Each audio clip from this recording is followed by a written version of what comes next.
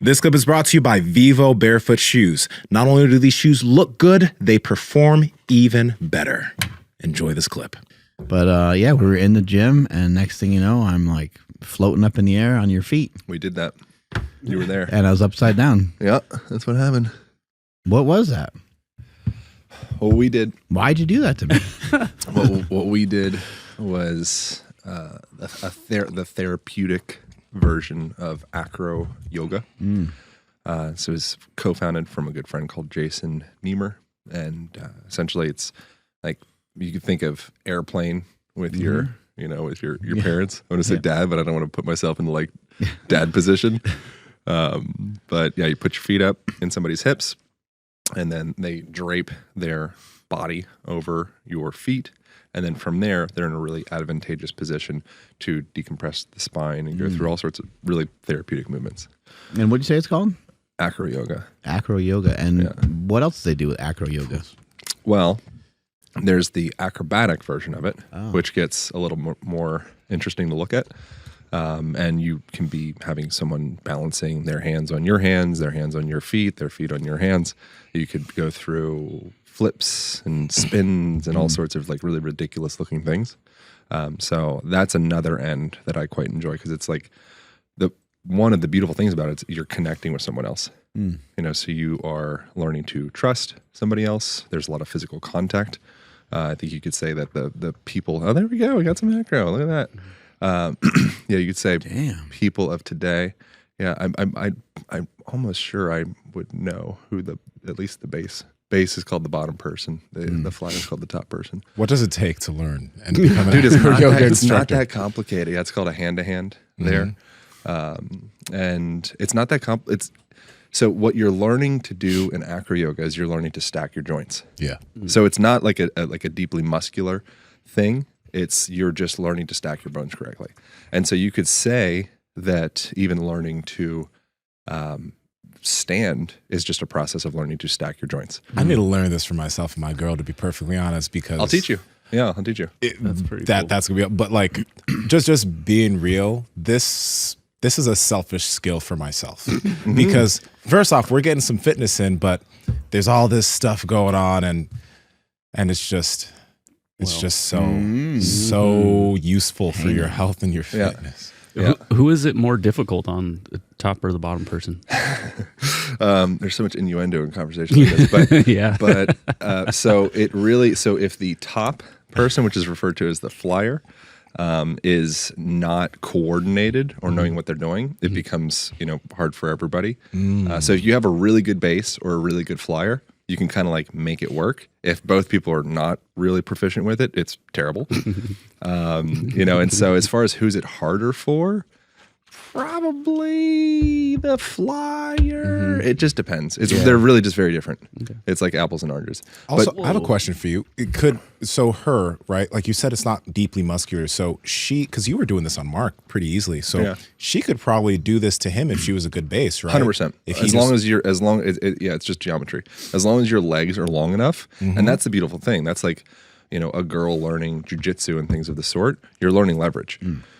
So as long as the geometry functions, like acro yoga, a girl basing a big guy, it's not really a big deal because it's just stacking the bones and your bones are very strong. How did you feel when he was doing it to you? It felt amazing. Yeah? Yeah, it did. It felt really good. Yeah. His feet were like into my hips and I was like draped, I guess, over him kind of. Yeah, it's a little weird to talk about. Yeah, it is. Yeah. I wish we had some video to see this right now. now. We do. There's a YouTube video. Yeah, it's not out yet. Oh, not out yet. Yeah, tune in. But it kind of felt a little similar to like when you lay on the reverse hyper. You got that 100%. weight kind of pinched into your hips there. Yeah. And I was just suspended by that part, and that felt good. Let my legs kind of drape down and kind of decompress the spine. It felt great. Yeah. And so what you're doing with it that's supportive and effective is you're just utilizing gravity to decongest joints that may have been contracted or braced for a very long time. And all you really know is your standing orientation. Right. So you've repeated that standing orientation and walking and all of the patterns that you do for thousands and thousands of hours. So your nervous system's kind of like hardwired into those positions. So to flip somebody upside down in that situation, and they're in a completely new orientation, so suddenly like they don't know how to control their body in that position. And now you're saying, okay, cool, breathe into the side of the ribs, breathe into this part of your spine, into this part of your neck, and allows that nervous system to almost like work with like new terrain in a way, and start to breathe into places they didn't even realize that they had access to. It's very cool. Gravity is like, it's in the world of Rolfing, structural integration, which is something that I went to school for. I'm technically a Rolfer, which is another like awkward term that we can get into.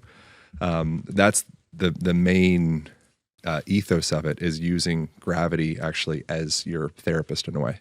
Do you go around stealing people's girlfriends with these maneuvers here? Because I can picture like at a party, like my wife or somebody else's girl being like, I want to do that. I'd be like, wait, well, I'd be like, well, no, you don't. I'd be like, okay. And then you start watching it and you're like, yeah, She's enjoying it too much. She wants to start Acro Yoga, and then he's like, who's your instructor? Him. Oh, yeah.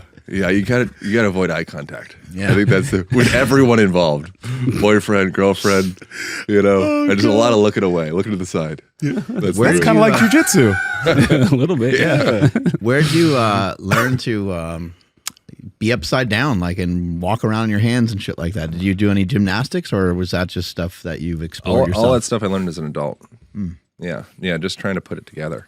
I find it very interesting to dabble with new things that I don't understand. If I don't understand something, I'd like to at least have a baseline knowledge of it.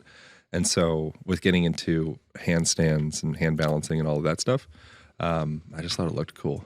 I think it's a cool thing. Like we have the opportunity to just be like, like that looks cool. I'll lean into that, compared to being in a position of maybe being more like, I only want to do things that I look good at, that I'm like proficient with.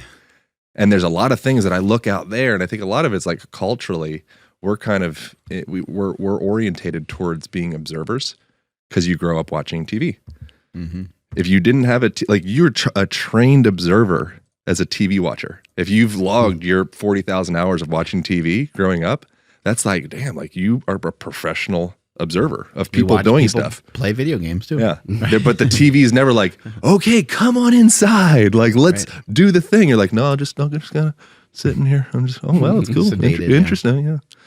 Yeah. And so watch the adventures of other people. Yeah. So I think starting to try on, that approach to, I guess, life in general. If something makes you feel good, something's like, wow, like I would love to try that.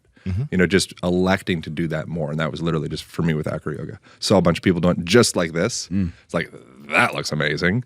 And then just walk up to the people and ask. People are so friendly.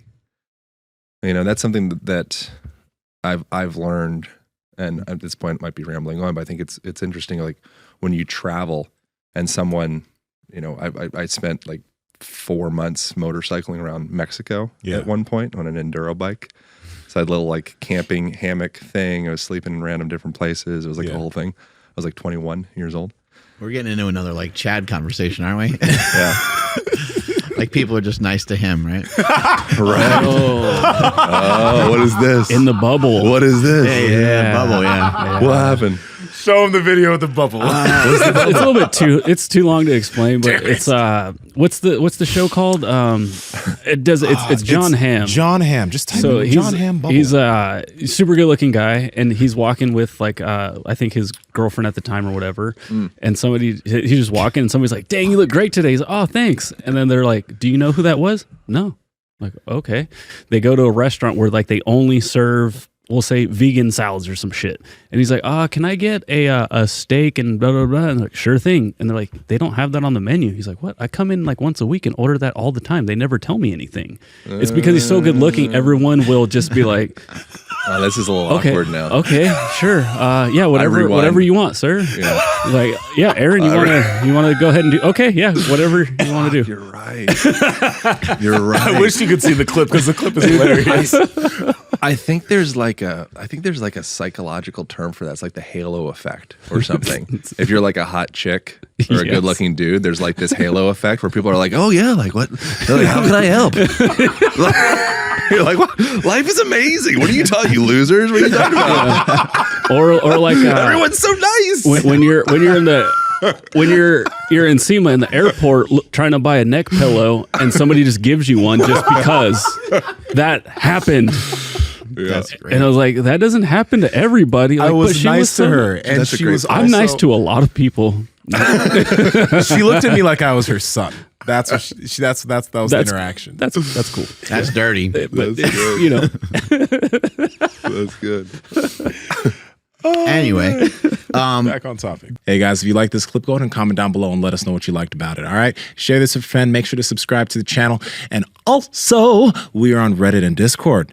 All that's down below. All our sponsors and everyone that supports us down below there too, so you can get whatever you like from us. All right, peace.